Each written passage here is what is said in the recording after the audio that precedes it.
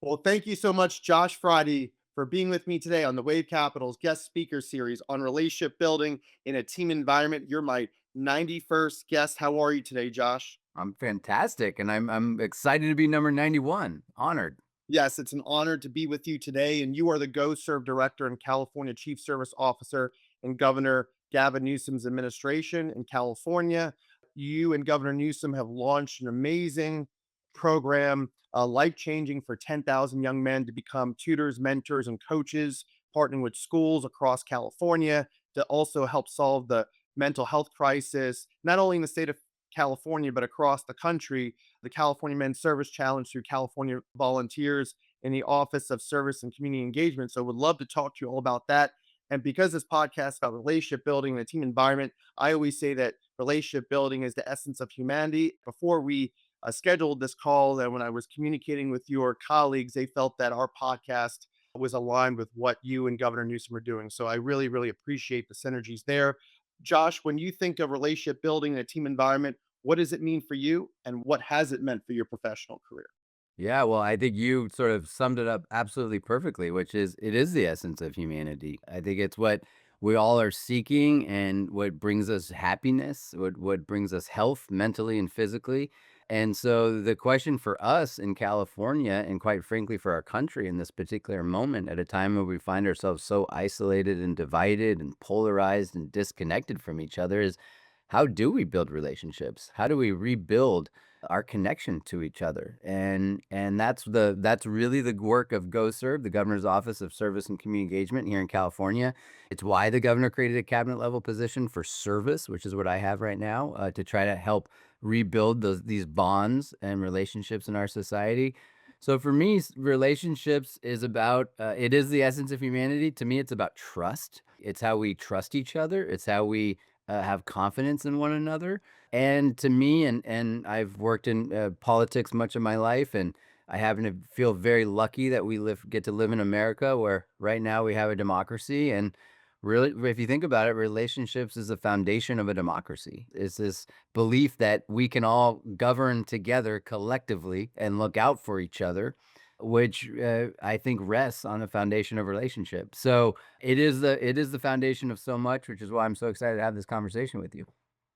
Wonderful. And I love your introduction and how relationship building really is all encompassing and doesn't matter who you are and the walk of life that you are. It matters that we help each other, especially in a time of division in this country. And I hope that we get to a better place, and especially for not only young men and young women, but just as Americans. We're all Americans, whether you're Democrat, Republican, or independent. And I've always been someone who loves community service.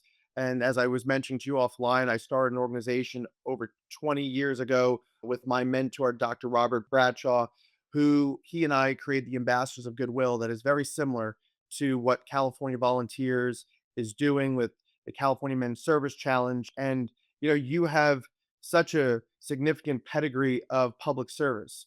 Just looking at your resume and preparing for this interview, I mean, you were a legal clerk in the Department of Justice. You were also a legal clerk working for former Vice President Kamala Harris when she was the San Francisco District Attorney. You were in the JAG Corps when you were commissioned in the U.S. Navy. You have been a mayor and city council member when you were held both titles for the city of Novato, California, and a bunch of other opportunities where you have really committed yourself to contributing to the betterment of society. So, any one particular moment in your career where you felt was a pivotal moment, and because that California volunteers and because of the California Men's Service Challenge, it's all about tutoring and mentoring and really advancing the life of young men during the time of need in this particular mental health crisis.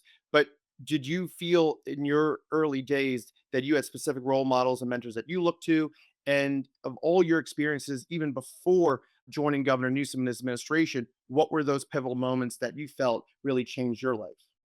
Well, I probably the moment and probably the most informative experience of my life is one that you haven't mentioned because it was when I was quite a young man. I had this opportunity when I was 17 years old to spend a summer working in a volunteer program called Amigos de las Americas. It sort of was referred to back then as Peace Corps for high school students in the Dominican Republic, where I spent a summer working and volunteering and doing education work and environmental work and water work in a small village with no running water and no electricity and no doctors and no school.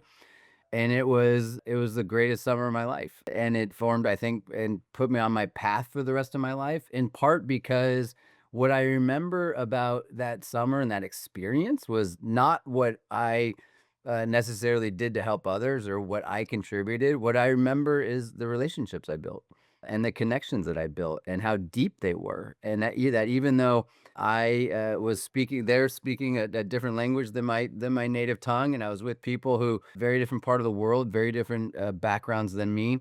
I built, enormously strong connection and bonds, and I think it was because we were working together, we had a common mission, we were digging in the trenches together, and we just got to appreciate each other as human beings, and what that sort of influenced the rest of my life is I got the bug for service, and that's why I think, yeah, for the rest of my life, I started, not just working on different issues back at home, but joined the Navy and ran for city council, as you mentioned, and now had this opportunity in this role to try to give a similar type experience to the next generation of 17-year-olds who are looking for purpose and they're looking for meaning and they're looking for relationships. And if I can help and if we can help provide that through service and through giving back, then I think we can make this world a much better place. Yes, absolutely. And I love all that. I love the passion that you have and the vision that you have with Governor Newsom. And, talk to me about how transformative his administration has been, especially since the time that when you joined his administration. And how did you come up with this program? And, how many people in the administration were involved in addition to you and Governor Newsom? And what made you believe that, was it a magic number of 10,000? I love that it's, 10,000 because that's a significant number. I love that it is addressing the mental health crisis, especially in young men. But, talk to me about those early days of really coming up with the ideas and the brainstorming behind this program, and what led you to the launch on September 30th. Sure. So really, I think it started, and I'll make this quick, but it started when I came back from the Navy, and I started to see just how frayed our society was becoming, and how polarized, and how we were really being torn apart. And I started to think, what would our country look like if more people had the kind of experience that I got to have in the military and in the program I described to you before in the Dominican Republic, where you get to work with people from very different backgrounds and perspectives, and you have a common mission, you do have a common purpose, and you get to recognize your common humanity. And so when I became mayor of my hometown, I created this program where if you graduated from one of our high schools and you committed to 2 summers of service, and then with our city, and then you got into our local university, you would get a free ride to college. We called it a local GI Bill. So it's this sort of deeply American idea that if you're willing to serve your community and contribute and help out, we're going to help you pay for college and we're going to help your career. Well, that idea caught the attention of then Lieutenant Governor Gavin Newsom, who was running for governor at the time, and he asked me what it would look like to scale it. He was also very concerned about how polarized and divided we were becoming, and this was even back then. It's more so now as a nation. And so when he got elected, he created this cabinet position for service that I now have. And since then, that program in the city where I was mayor is now called College Corps, where we're providing literally debt-free pathways for thousands of students who serve their community, working in food banks, working in our schools, tutoring, mentoring, doing the kind of work that you've been talking about. And we've seen the success, we've seen the impact, and so we're right now not only scaling more across California, we're actually the program is starting to spread across the country. We also created a climate corps program, the first in the country. We have a youth service corps for non-college track youth, and so altogether, what we've built over the last few years is now actually bigger than the entire Peace Corps just in the state of California. So we've seen the impact, we've seen how it transforms lives, we see how it's transforming communities. It's hopeful, and what that has led us to in seeing the impact is looking at the specific and acute problem that we now see that's really a crisis with our young men and boys, where our young men are 4 times more likely to commit suicide than young women. In California, they're more likely to be unemployed. They're less likely to go to college. And then we even see this in my service programs. For every one young man that signs up to serve, two women do.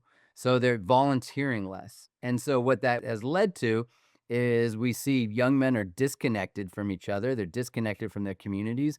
But then there's also these really big gaps where you have organizations like Big Brothers, Big Sisters that have massive waiting lists of young boys without a mentor, without a role model, without someone to love them and guide them because young men aren't stepping up at the rate they need to. So it's why we decided to ultimately launch this California's men's service challenge to really try to engage young men, to engage people and address the loneliness crisis that we're seeing in our country, and then build relationships, back to relationships between men who are seeking purpose and connection with young boys who are looking for role models and mentors and someone to guide them. And our hope and our belief, and we feel strongly about this, is that it's going to help everyone, and it also helps all of society when we address these issues.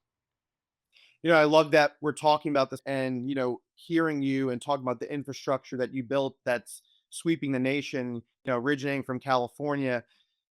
When I think about California volunteers and the California Men's Service Challenge, I definitely would have wanted to be a part of that even when I was in my late teens. I mean, going into my senior year of high school when offline I was telling you about my mentor, Dr. Robert Bradshaw, Yale graduate, Temple Law School, someone who is a doer and innovator, someone who really commands the respect of so many people and made such an impact at my high school and really in the my hometown of Tampa, Florida, and the entire Tampa Bay community.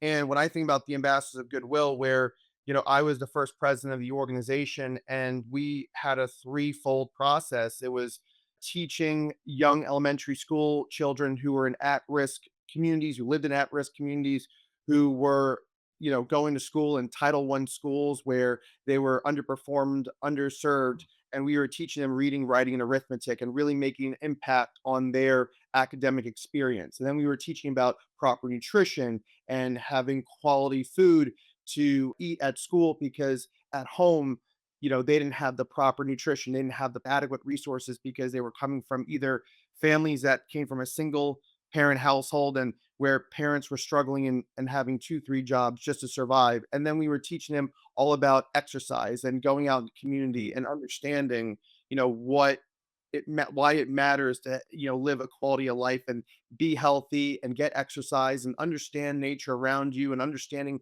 how our environment works. So we create a outdoor space, a community garden for them, peaceful, relaxing, safe space, understanding how nature works.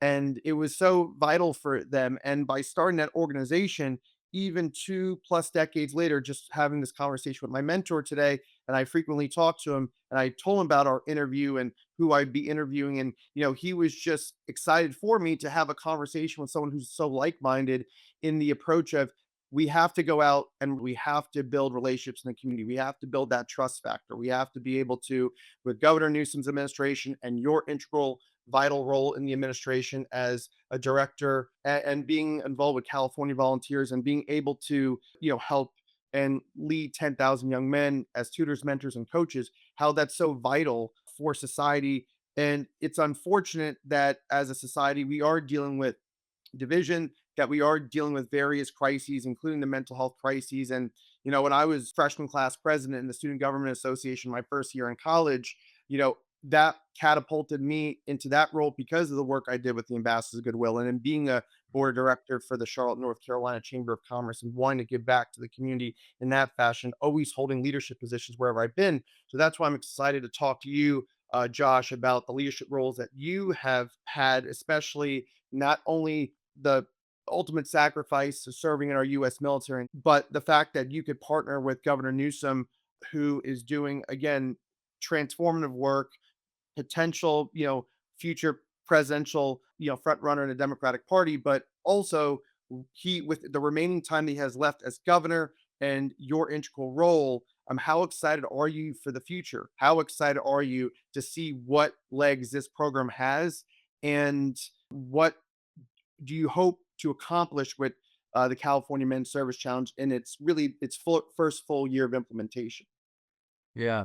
Well, I'll tell you, we're incredibly excited. And I think we're excited because we're sober to the challenges that we have. You've listed many of them, but we're excited because what we've seen the immense impact that our programs have had over the last year. And I'll just share this example. I was recently with a group of our College Core fellows, and I was sitting in a circle and hearing about their experiences. And then I asked them, "What advice do you have, or what would you want me to come back and tell the governor about your experience?" And this one young man raised his hand, and he said, "I'd want to ask the governor, how do we expand this program so everyone has a chance to do it?" And I think that's what we're seeing is that when we give young people the chance to contribute in the way that you had the ability to do, the chance to give back, the chance to know that they're valued, to know that they mattered, and the chance to build relationships with people they might not otherwise have, either people they're serving with or people they're helping. It's life changing, and it makes you think about yourself differently, and it makes you understand your place in this world differently, and it grounds you. And so I think those who are experience it or have experienced it, much like you and I have, Garrett, that you want everyone to have that experience, right? It's like that, so our members are like, how do we get more people to do this? We need to expand these programs.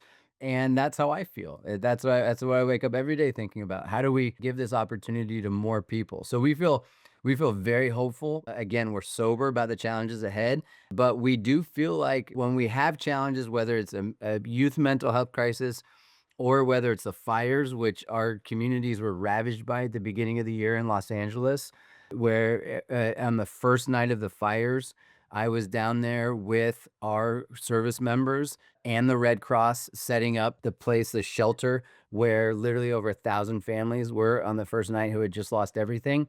When we invest in service, we can tackle any of these challenges. And so for me, when I think about all the crises we have in front of us, we have a political crisis, we have a crisis of connection, we have a climate crisis, we have insurance crisis, affordability crisis. I have enormous hope that if we keep investing in service and building off the models that we had in California, that we are going to be able to solve all these problems, and people are going to be a lot happier as a result of it. I couldn't agree more. And I've always been very bullish on California. Not only is California the fourth largest economy in the world, and the fact that it's the most populated state, it's the most diverse state. And I've been to California 25, 30 times in my life. I was just there last week.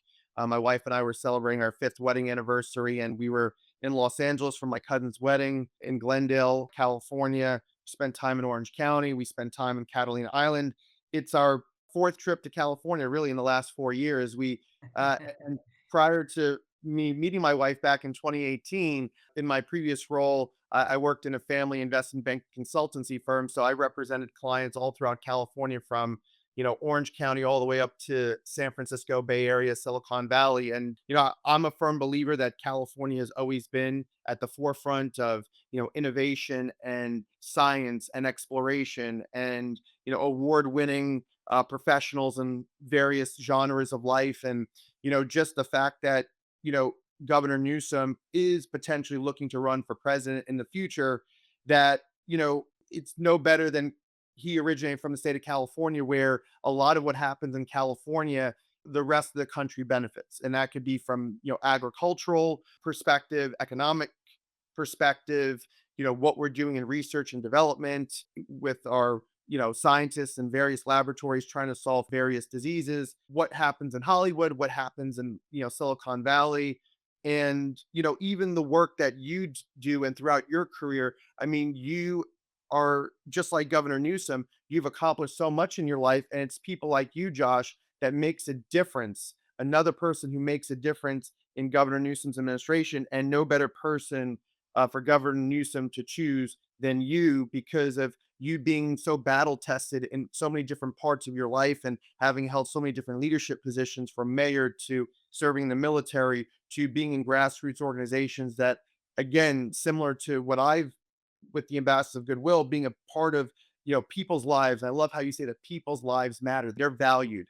And, what we can do on earth in our time that we live in the greatest country in the world, we have to get back to our youth.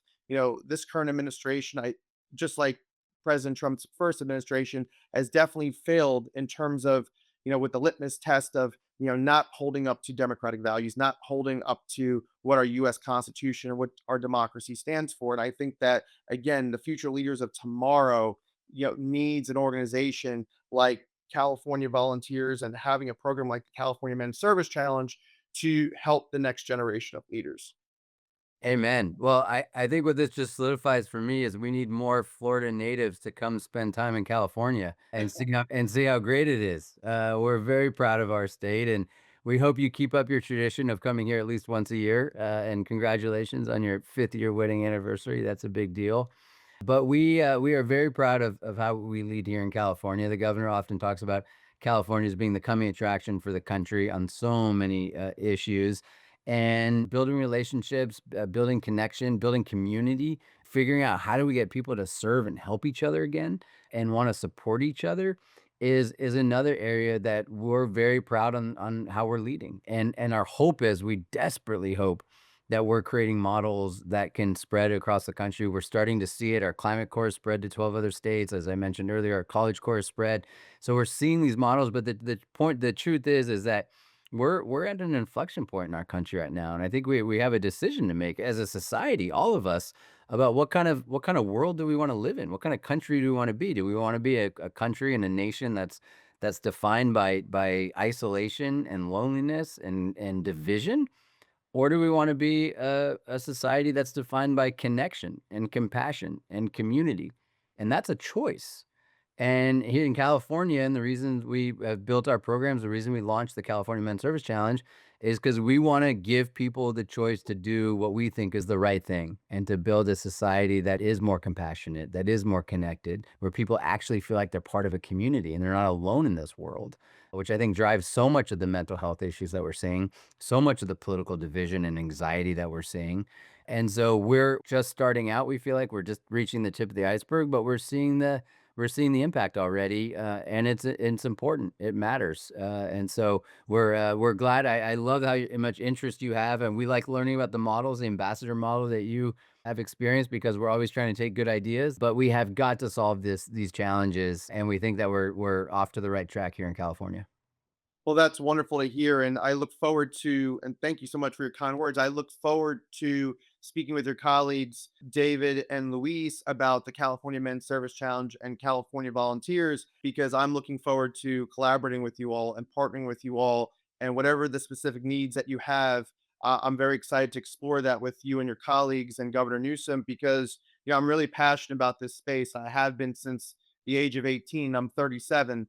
So, we're talking about almost 20 years of being passionate about this space, and it's a calling for me. And, I would love to also get you in touch with my mentor, Dr. Robert Bradshaw. I met him at 63. He's going to be turning 85 next week. Such a positive influence on my life. But, he would be somebody along with me where we'd be more than happy to tell you what worked with the Ambassadors of Goodwill, why it's a model that can be duplicated across the country, and that because it's very similar and overlaps in certain ways, shapes, and forms with the California Men's Service Challenge and California Volunteers, that you are feel free to get any advice from us or even Dr. Bradshaw, because I'm so fortunate to be having this conversation with you. And it's unfortunate that men have been the target of a decline in terms of mental health, and the fact that they feel that they have lost a place in society. And you mentioned loneliness, but I also think that because women are really have taken such a tremendous lead in leadership positions, and that's all wonderful, because I believe that whether you're a woman, whether you're a man, whomever you are, and whatever your interests are, and whatever you aspire to, we can't have any Americans behind. And I pray and hope that, just like women in this country, that men also can get back into the fold and get back into those leadership positions. And I do believe that women have an integral role too, to help men as well get back to that place. So, two-part question: where do you feel that men start to fall short in the loneliness factor or the fact that they have lost their way, and how can women help them as well? Yeah, it's a great question, and one of the things that we're always very clear about is that this is not a zero sum issue. That our goal is for everyone to thrive and live a meaningful life, and so we absolutely need to continue to support and encourage our girls and our young women to be leaders, and to be involved and to be successful and to go to college and all the things that we want them to do. And we need to recognize that there is an acute crisis with young men right now. And so what we're trying to attempt is to address that with in part through this young men's service challenge. And I think that you asked the question about why or how do we get there. The things that sort of, and I'm a father of 3 boys, so I think about this all the time, and I see it, and from what I've read from the research and what I think is happening is boys do a lot better in structured environments, and so if you think about, like, the Boy Scouts or the military, there's, structured environments where there's you know where your place is, you know what your role is, it's clear, it's defined, you're given the opportunity in a formal setting to build bonds with other people, to build friendships, to build relationships, and that for some reason, and I'm not a psychologist or anthropologist, so I don't know why, but for some reason, men do better in that sort of environment from the research. And so when we have a society right now, if you think about like Bowling Alone, the book about how people just don't join organizations anymore. They don't join, fewer people go to church or part of a religious community. Fewer people are in the Boy Scouts. Less than 1% of us served in the military after 9/11. So there's only an all volunteer force right now. There's no draft. There's fewer and fewer opportunities to give people the chance to connect and to build relationships. And so when we have a society that doesn't promote that, that doesn't foster that, that doesn't give those opportunities, it becomes easy to become isolated. It becomes easy to be stuck in your room when you don't have a Boy Scout meeting to go to, playing video games or on your iPhone and isolated. So I think what we've recognized is we have found ourselves in a society that's been happening for a long time where we haven't built the civic infrastructure that's actually necessary to give people chances to build the kinds of relationships and to have the kinds of experiences you and I are talking about. And so that's what our attempt is when we are building these service programs, when we build Climate Corps, when we build College Corps, when we build Youth Service Corps, and then when we launch this Men's Service Challenge, it's trying to be very intentional about how do we actually create the opportunities for people to come together again and work together in the hopes that that then gives people that sort of, I think, that social connection that they're desperately looking for or missing. And how have you and Governor Newsom devised a plan? How will you select the 10,000 individuals? Will it be through application, through in-person interview, or what is the criteria? What are the elements of how to identify all 10,000? And perhaps in the future, will you raise that number? But did you say 10,000 because you feel like that is a good representation as you start this program and going into the first full year of implementation, 2026? So part of this initiative is we've created really opportunities for everyone. So we have paid opportunities that you can apply for that where you sign up for maybe a summer, or you sign up for a whole year and you can actually get paid, and we can also get a scholarship towards school or to pay down debt if you serve in your community. So that's one end of the spectrum. Then we have volunteer positions where you could sign up with Big Brothers Big Sisters today and become a big brother, and you maybe volunteer for a few hours a week or a few hours a month, and you can fulfill one of the positions for the service challenge. So it's really, there's a whole spectrum of opportunity, which is we wanted to create a chance for everyone, no matter where in life you are, to be able to participate. And the 10,000 number actually really came from our partners. We surveyed the major groups around California, groups like Mentor California, groups like Improve Your Tomorrow, which does specifically tutoring and mentoring for young men of color in some of our low income schools, and then groups like Big Brothers Big Sisters and the YMCA. And we surveyed all these groups and we said, what is the actual need? And in partnership and collaboration with them all, we sort of all collectively said, you know what, we need about 10,000 young men to step up, and men to step up to serve, to meet the needs of today. And so that's how we came up with the number. That's the challenge. It's ambitious, but we feel confident that we have to get there and we will get there. And again, the sort of the win-win of service of what we're trying to do and of relationship building is that if you sign up to be a big brother or you sign up to be a mentor, you are not only going to help somebody that needs it. You're going to be a guide, you're going to be a role model in the same way your mentor was for you, and you're going to help that person's life, but you're also going to help your own life. You're going to find a deeper sense of happiness, a deeper sense of connection, a deeper sense of purpose in your community and on this planet. And so it's truly a win-win, which is why we think we're solving a lot of problems at once by hitting our goal of 10,000 young men in service. Yeah, that's truly exceptional. And when I think of my previous role at Wave Capital Partners, when I was managing partner and chief development officer for over 8 years, and before my father retired, he and I, we represented clients all throughout the country, including in the state of California, and we represented clients in Silicon Valley. We represented clients in real estate in California.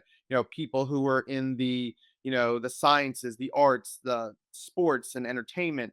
And what we found is that with our representation of these clients and helping them facilitate capital to grow their businesses and create jobs and expand market territories with industry, and it came with a lot of innovation from our clients. And I would also facilitate not only, debt and equity, but I would facilitate, as a business development officer, significant partners who could really complement or enhance what my clients are doing. And when I think of California Men's Service Challenge and when I think of California volunteers, I think about how I could contribute as well individually from my personal standpoint of helping you all is, partnering or bringing partnerships to you all, potential partnerships who have access to capital, who can teach these young men what's it like to work in an organization, run a boardroom, represent a client, what's it like understanding how a business operates and why capital allows a business to thrive,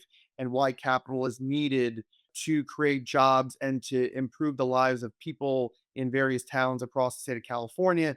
And you learn about how to have a strong work ethic, how it teaches you about discipline and organization and team building and relationship building essentially. But what's it like to be a leader? And in my time at Wave Capital, it allowed me to understand what made my clients successful. And it wasn't just all about them as individuals. They always talked about the team.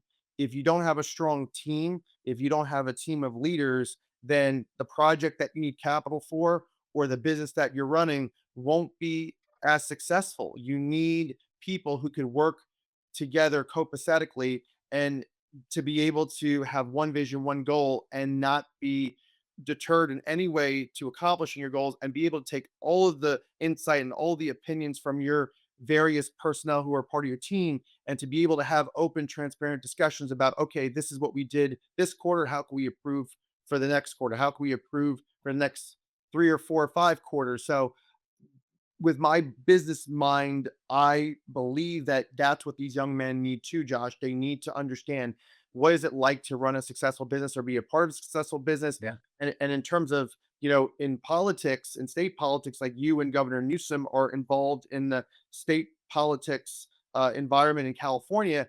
It doesn't matter whether you run a business, it doesn't matter whether you are in politics, it doesn't matter whether you're a doctor, lawyer, or whomever. It's all about what you are doing to improve the lives of others, and the only way you can improve the lives of others is that you have to make sure you have the right infrastructure.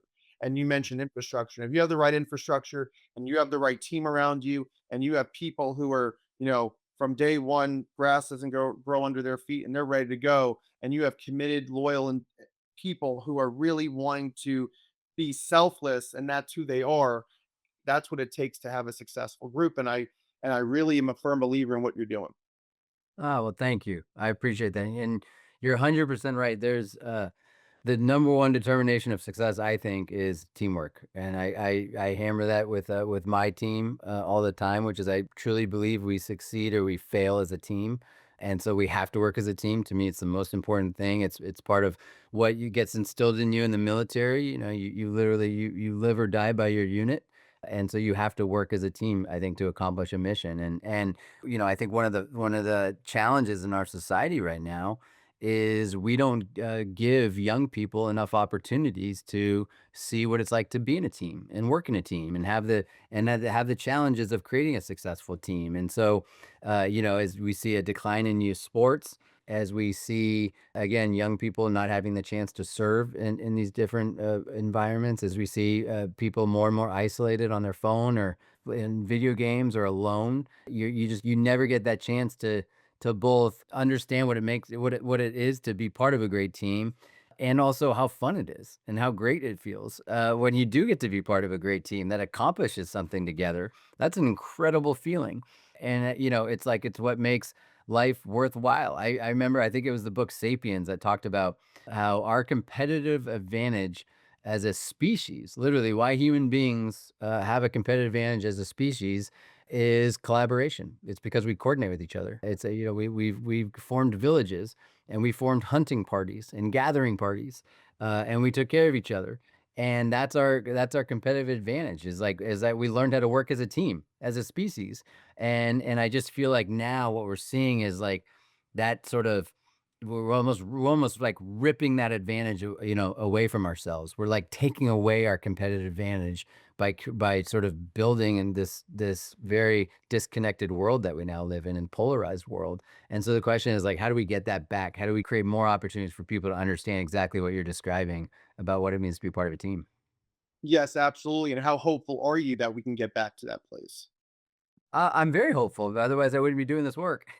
But it's hard as hell. It really is. It's very difficult and it's challenging, and I'm hopeful because I do think it's innate in us. I think people want this. I think they're desperate for this. I'll just give you this example. Our climate corps, this last year, we have 3,500 positions, and for those 3,500 positions, we had over 12,000 applications from young people who wanted to be part of it. And there's a thirst out there. There's a hunger from young people who want to be part of something that's bigger than themselves. They want to be on a team. They want to feel like they belong to something. And that's on us. That's on you and me. And that's on your listeners and other business leaders and other civic leaders. That's on us to give them that opportunity. Yes, absolutely. And talk to me about your relationship with Governor Newsom, what it has been like working with him for over 6 years. So, congratulations on your sixth anniversary working in Governor Newsom's administration. But, talking about your relationship working with him, what type of conversations do you have with him on a daily basis or a weekly basis about just things that matter to you and Governor Newsom and the entire Newsom administration in the state of California? I've, done a lot of research over the years and I've studied California because I'm tremendously interested in your economy. I'm tremendously interested in what California does, the output that it does in all various sectors of why California is 14% of the GDP of the entire United States. And so it's unbelievable how important California is. And just wanted to talk to you about what issues matter to you and Governor Newsom and what type of conversations you have with him. I feel like every day I wake up and I feel like I just have like the best job in the whole world, where I get to focus on these issues that we've been talking about, and think about how do we create a more compassionate world.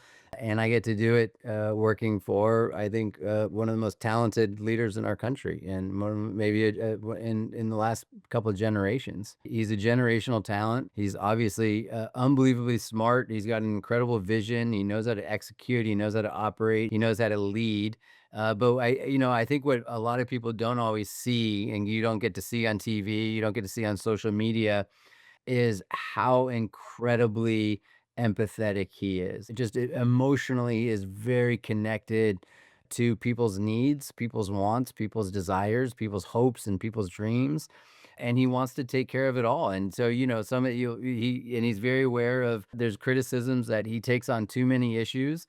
And his answer to that is what he said to me is like, how do I not take them all on? Like, how do I not take on healthcare for people who don't have it, and try to build a whole new grade for 4-year-olds, which he did with the brand new TK class. And how do I not create service opportunities by building something bigger than the Peace Corps? And how do I not take on climate change? And to make sure that California has the cleanest economy, not just the fourth biggest economy, but the cleanest economy, and continue to dominate with clean energy. How do I not make sure that our immigrant populations are cared for? So the point is like we have a lot of challenges, and so I feel very lucky that I get to work with somebody and for somebody who cares so as deeply as he does about tackling them. And also, we're very sober about what those challenges are. And I think we're all living through an affordability crisis where it's just the price of housing in California is way too expensive. Energy prices are way too expensive.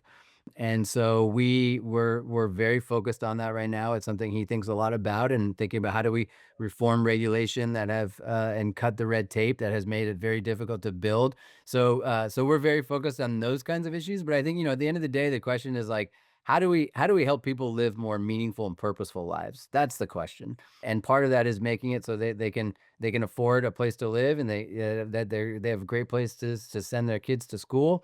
And then part of that is creating purpose and meaning, which is why we've done things like the California Men's Service Challenge to try to give people that sense that they really do matter and they're valued. And so we need to do all of that, because that's all, because all of those things go into what it means to be human.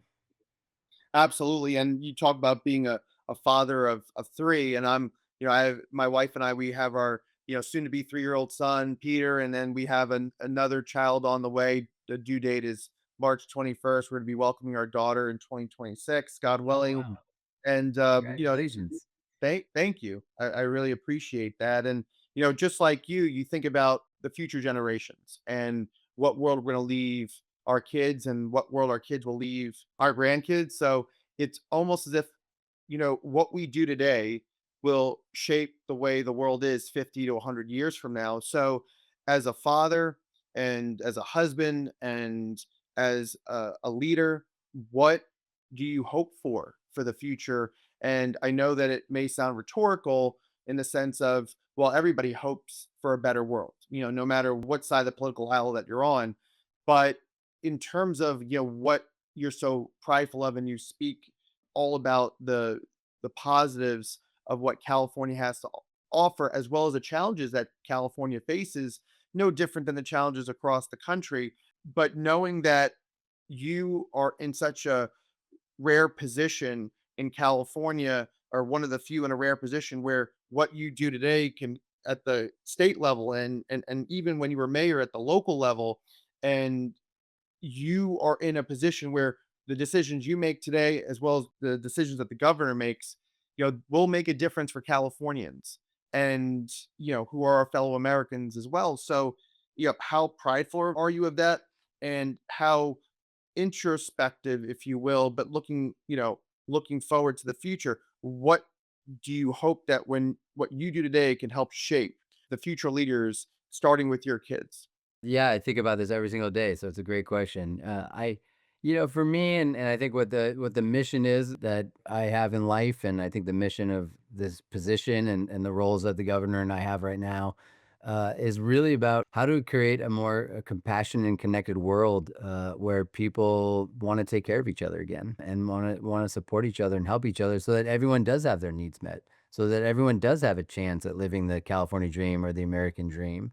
How do we create that world? And sometimes when I describe that, I think maybe it sounds, a little like a soft vision, or something out of Berkeley, California. But the truth is, I'm describing the kind of experience and the kind of culture I lived in when I was in the military. It's a culture where you protect each other, where you defend each other, where you take care of each other, where everyone feels like they're part of a unit and they have a role to play. And that's the kind of society that I think we're trying to create. And if we do, I think we're going to create a much happier society. I think we're going to create a less anxious society, a healthier society, and a more equal society. And because I think at the end of the day, as human beings, and I'm taking this concept from the Dalai Lama, who said, at the end of the day, we just all want to feel valued. That's what it means to be human. And so if we can create a society where people feel valued, be either because they're serving and they're mentoring, or because they're able to afford and to buy a home and take care of their family and contribute to their community, then I think we've succeeded, and I think this is a better world for everybody.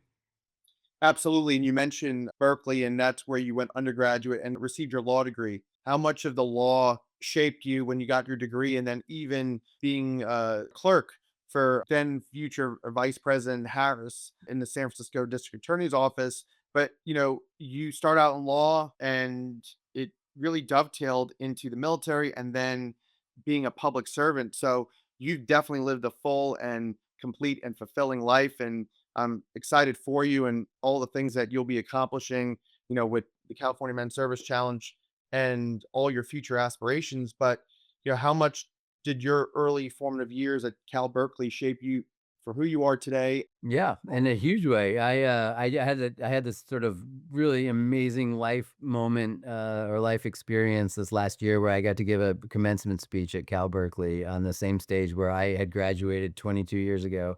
And what I talked about is how I'll answer your question, which is Cal gave me everything. That university gave me everything. It's where I met my wife.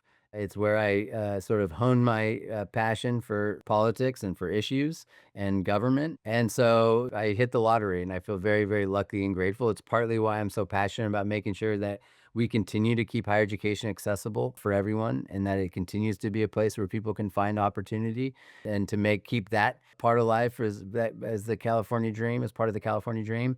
So I love the university. I'll be the first to describe it as the best public university in the country, if not the world, if I'm allowed to say that, if I'm allowed to boast about that. But it was a unique place, and I'm very lucky to have it, and I hope that I continue to carry the values of public service that were instilled in me there as well through with me for the rest of my life. Yes, absolutely. And what I love about how timely this conversation is too, that I'm a graduate of the University of North Carolina, Chapel Hill, and our football team is going to be playing your football team this weekend. So, how excited are you for that matchup? Well, I don't think when I said that Berkeley was a top public university, I very intentionally did not mention the football team. So I'm not going to I'm not going to wage any money on this one. You guys might have the upper hand. Well, I will say that I'm prideful of being a University of North Carolina graduate, just like you are a Cal Berkeley graduate. And we're fortunate that, our two schools are two of the top five public universities in the country every year. And we always are in the same Yeah. conversation with University of Michigan, UCLA, and University of Virginia. So I'm honored to talk to a fellow graduate of always being in the top five in the country, public Ivy League caliber, as they always say, that we're one our two schools are always the original eight public Ivy League institutions that people always look to. So, Yeah. I'm honored to talk to a fellow public Ivy Th- Leaguer. How th- about that?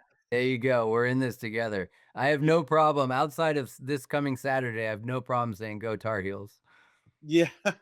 Yeah, no, and I was always a big basketball fan. I mean, I've definitely followed our college football program, but, I grew up watching the NBA and college basketball, and, I have a picture of Michael Jordan when I met him 20 years ago above my right shoulder, fellow Tar Heel. But no, I, love Cal Berkeley, like, I'm sure you're so prideful of it. Yes, and we're both very lucky. Yes. Final thoughts about relationship building before we depart from our interview. Yeah, my final thoughts are I share this with every young person I have the chance to mentor or group of young people I have a chance to talk to, which is relationships are everything. It's how the world works. And for some people that can be intimidating because you think maybe you weren't born into a family that doesn't have ties, that doesn't have a lot of connections or money or resources. And for me, I think it's a liberating concept that you can build relationships with anyone. My parents didn't work in business, they didn't work in politics, and I sort of learned in college actually this idea that it's not who you know, it's who you get to know. And so the reality that in this country you can almost get to know anybody if you make the effort and try to build a relationship. And then once you have the relationship, whether it's your colleague at work or someone you go to school with or someone you're mentoring, the most important thing you can do is continue to nurture those relationships and foster those relationships. And that's where I encourage anyone who's trying to think about how to build their career and follow their dreams is to invest time in relationships. It's the single most important investment you can ever make. Well, thank you so much, Josh Friday, for being with me today on the Wave Capital's guest speaker series on relationship building in a team environment. My 91st guest, the Chief Service Officer and Go Serve Director in Governor Newsom's administration. I look forward to collaborating with you and your team and exploring opportunities with David and Luis next week when I have my conversation with them, and would love to connect you with Dr. Robert Bradshaw. Great. We could talk to you more about the Ambassador of Goodwill, but I just want to thank you so much for your time today. Well, thank you. This was really fun, and we'll have to talk after the football game on Saturday. Yeah, absolutely. I would love that. But honestly, it's all about again relationship building and in a team environment. And that's what I love about my podcast. And that's what I love about interviewing people like yourself because we're all in this together. And I really pray for our country. And I even as a native Floridian, I'm so fortunate to be able to visit California so many times because I love the things that California is doing that I wish Florida was doing. So hopefully they adopt things in Florida that California is certainly getting right. Now that is something I will pass on to the governor. Thank you so much. This is great. Thank you so much, Josh. You take care.